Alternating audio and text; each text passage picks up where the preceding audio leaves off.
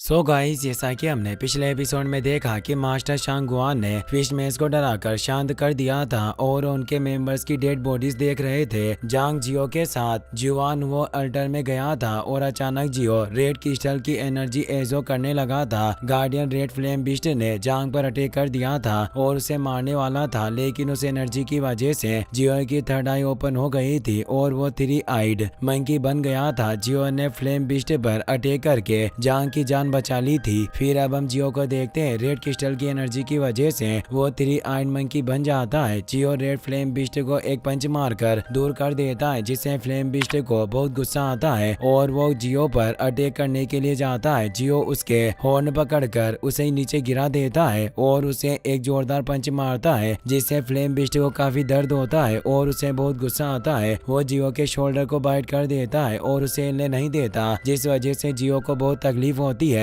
पर वो कुछ भी नहीं कर पाता।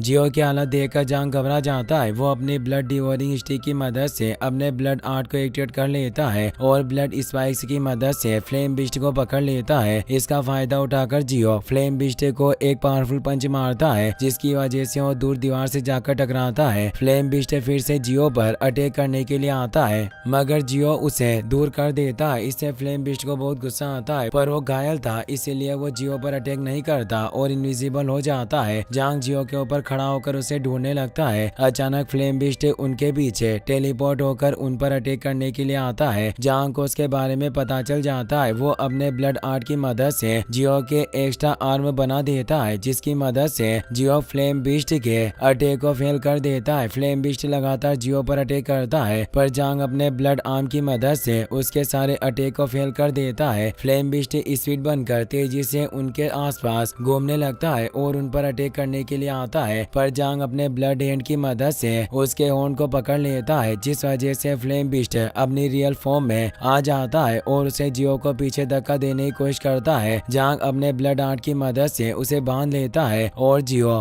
फ्लेम बिस्ट को पकड़कर ऊपर फेंक देता है, जिसकी वजह से वो केव की चट्टानों में फंस जाता है और उसकी डेथ हो जाती है। जांग कहता है कि जब तक यह फॉर्मेशन एक्टिवेट रहेगी तो फ्लेम बिस्ट पैदा होता रहेगा। हमें कुछ भी करके इस फॉर्मेशन को डिस्ट्रॉय करना होगा, वरना हम कभी भी इसे हरा नहीं पाएंगे और ये हमें मार देगा। फ्लेम बिस्ट की डेड बॉडी उनके सामने गिर जाती है, पर अभी तक वो जिंदा नहीं हुआ था। इससे जांग और जियो खुश हो जाते हैं, लेकिन अचानक जांग की हालत खराब होने लगती है और उसके मुंह से ब्लड आने लगता है। ब्लड डिवोरिंग स्टिक उस ब्लड को एजो करके एक्टिवेट हो जाती है, जिसकी वजह से जांग की हार्ट बीट बढ़ जाती है और उसकी हालत खराब होने लगती है। तभी फ्लेम बिस्ट जिंदा हो जाता है और अपनी फायर ब्रेथ से जांग पर अटैक करता है, पर जियो उसके अटैक को फेल कर देता है और उसे फाइट करने लगता है। जांग सोचता है कि इस इविल फॉर्मेशन की वजह से मैं सोल ईटर की इविलनेस को कंट्रोल नहीं कर पा रहा हूँ। अचानक जांग के पीछे एक ब्लड डीमन स्पीड एक्टिवेट हो जाती है। इविल ओरा की वजह से जांग को बहुत ही ज्यादा तकलीफ हो रही थी और अपने आप को संभाल नहीं पा रहा था, जिसकी वजह से वो एक नाइटमेयर में चला जाता है, जिसमें मास्टर पूजी उसके सामने खड़े थे। उन्हें देखकर जांग चौंक जाता है और उसे अपने काओ मियाओ विलेज की बर्बादी याद आती है, जिसमें मास्टर पूजी ने ब्लड डिवोरिंग पर्ल के डेमोनिक ओरा से कंट्रोल होकर सारे गांव वालों को मार दिया था। जांग मास्टर पूजी के पास जाने लगता है, पर बहुत सारी इविल स्पिरिट्स उसके पैर पकड़ लेती है, जिसकी वजह से जांग को अपने घुटनों पर बैठना पड़ता है और वो मास्टर पूजी के पास नहीं जा पाता, जिससे उसे काफी गुस्सा आता है। मास्टर पूजी उसे कहते हैं कि 3 बार मुझे रेस्पेक्ट दो और मुझे मास्टर कहो। ये बात मास्टर पूजी ने जांग को ब्लड डिवोरिंग पर्ल देने से पहले कही थी और अभी भी वो जांग को ब्लड डिवोरिंग पर्ल दिखा रहे थे, लेकिन जांग उनकी बात नहीं मानता, जिसकी वजह से वो इविल स्पिरिट्स उसे पकड़कर पानी के अंदर ले जाती है, जिससे जांग को रियल लाइफ में काफी परेशानी होती है। उसकी आंखें खुली हुई थी और उसे सब कुछ फील हो रहा था, लेकिन अपनी बॉडी पर कंट्रोल नहीं कर पा रहा था और वो एकदम शांत हो गया था। ब्लड डीमन स्पिरिट जांग को मारने के लिए अपनी स्टिक को उठा लेता है। तभी जांग को जिंगियो, मास्टर तियान, मैडम सू, जुएगी और बियाओ की बातें याद आती है। वो सब उसे अपने ध्यान रखने के लिए कह रहे थे और उसकी मदद कर रहे थे। उन सब चीजों को याद करके जांग जाग जाता है और उन इविल स्पिरिट से छूटकर पानी से बाहर जाने लगता है, जिसकी वजह से वो रियल लाइफ में भी अपनी बॉडी को कंट्रोल कर लेता है और उसे ब्लड डीमन स्पिरिट के बारे में पता चल जाता है। इसीलिए वो तेजी से उससे दूर जाकर उसके अटैक से बच जाता है, मगर उसकी हालत काफी खराब थी, जिस वजह से उसके मुंह से ब्लड निकलता है और उसकी वजह से ब्लड डीमन स्पिरिट स्पिरिट फिर से एक्टिवेट हो जाती है। ब्लड डीमन स्पिरिट जांग के नाइटमेयर में जाकर उसका पैर पकड़ लेता है और उसे पानी से बाहर नहीं जाने देता, जिसकी वजह से रियल लाइफ में जांग एक जगह पर खड़ा हो जाता है।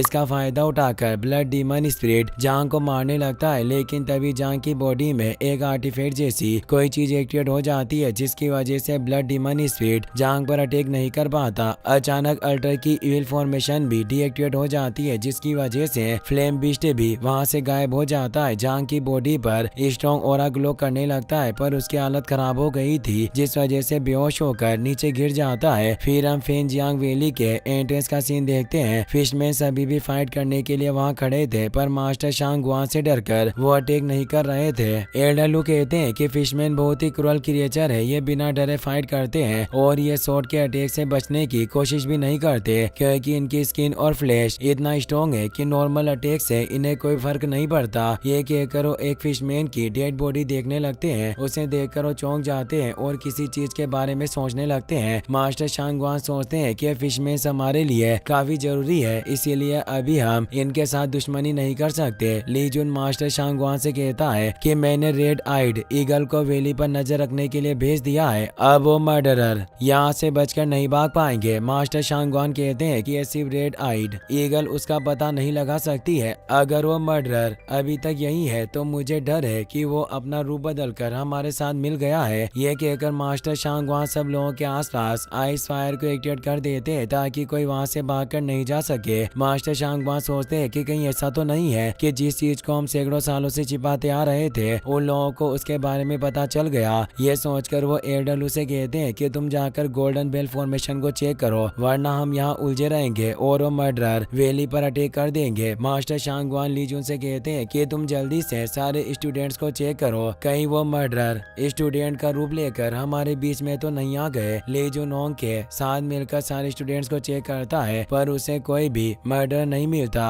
वो मास्टर शांगवान से कहता है कि यहाँ फेंजियांग वैली के स्टूडेंट्स के अलावा कोई भी मर्डर नहीं है। मास्टर शांगवान कहते हैं कि हमने अभी तक कुछ लोगों को चेक नहीं किया है। ये बात सुनकर लीजुन और होंग चौंक जाते हैं। फिर हम जांग को देखते हैं जो जुआन वो अल्टर में बेहोश पड़ा हुआ था। जियो भी अपनी नॉर्मल फॉर्म में आ गया था। जांग को बेहोश देखकर उदास हो जाता है और जांग को उठाने की कोशिश करता है, जिस वजह से जांग को होश आ जाता है। उसे देखकर जियो खुश हो जाता है। जांग कल्टिवेशन करके अपनी पावर को रिकवर करता है। जियो इशारे करके खुद को ठीक करने के लिए कहता है। तब जांग अपनी पावर से जियो को भी ठीक कर देता है। ब्लड डिवोरिंग स्टिक अपने आप जांग के पास आ जाती है और जांग उसे ले लेता है। जांग जियो को लेकर अल्टर के ऊपर चला जाता है। वहाँ उसे एक स्टोन प्लेटफॉर्म मिलता है। वहाँ एक वॉल पर बहुत सारी एशियन पेंटिंग्स मिलती है, जिसमें एक आदमी दूसरे आदमी के साथ सेक्रीफाइस रिचुअल कर रहा था और बाकी लोग अपने घुटनों पर बैठकर उसे रेस्पेक्ट दे रहे थे। जांग उन पेंटिंग्स को देखने लगता है। वो सोचता है कि ये सेक्रीफाइस पेंटिंग्स मिडल अर्थ के लोग नहीं बना सकते और ये सब जुआन वो अल्टर की डेप्थ हुए हैं। इससे पता चलता है कि फेंजियांग वैली एक ट्रू सेक्टी नहीं बल्कि कुछ और है। अचानक जांग को पेंटिंग्स में कुछ खास दिखाई देता है, जिससे देखकर वो हैरान हो जाता है और दोबारा से पेंटिंग्स देखने लगता है। वो कहता है कि यह तो सोल रिस्टोरेशन है। यह कहकर जांग उन पेंटिंग्स को टच करता है, जिसकी वजह से वहाँ उसे एक विजन दिखाई देता है जिससे बहुत सारे लोग सेक्रीफाइस रिचुअल कर रहे थे। उसे देखकर जांग घबरा जाता है और पेंटिंग से दूर हो जाता है। वो कहता है कि ये Asian painting soul restoration ritual की है। अचानक जांग का पेंडेंट एक्टिवेट हो जाता है, इसीलिए वो पेंडेंट को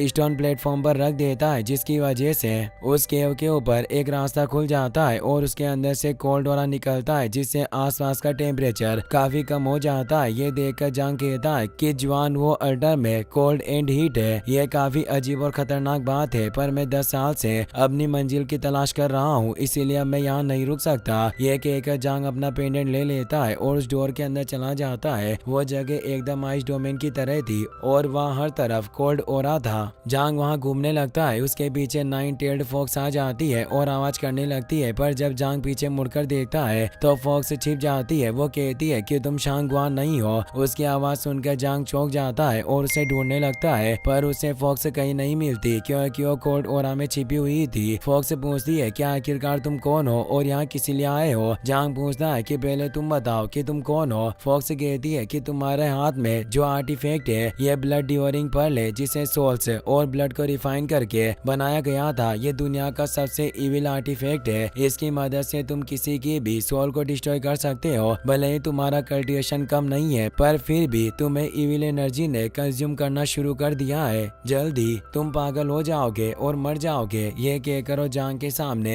एक आइस वॉल बना देती है और उसमें जांग को उसकी इविल फॉर्म दिखती है, जिससे जांग को बहुत ही ज्यादा गुस्सा आता है और आइस वॉल में पंच मारकर क्रैक कर देता है। वो गुस्से से कहता है कि अभी मेरे सामने आ जाओ, वरना मुझे ना चाहते हुए भी तुम्हारे ऊपर अटैक करना होगा और उस वक्त तुम जिंदा नहीं बच पाओगे। ये कहकर वो पंच मारकर आइस वॉल को तोड़ देता है। उसके पीछे 9 टेल्ड फॉक्स थी, पर आइस होना की वजह से सिर्फ उसकी शेडो दिखाई दे रही थी। इसी के साथ ये एपिसोड यहीं पर खत्म हो जाता है। गाइस, अगर आपको वीडियो पसंद आया हो तो इस वीडियो को लाइक करने के साथ साथ चैनल को सब्सक्राइब जरूर कर लेना। मिलते हैं नेक्स्ट वीडियो में। Thanks for watching.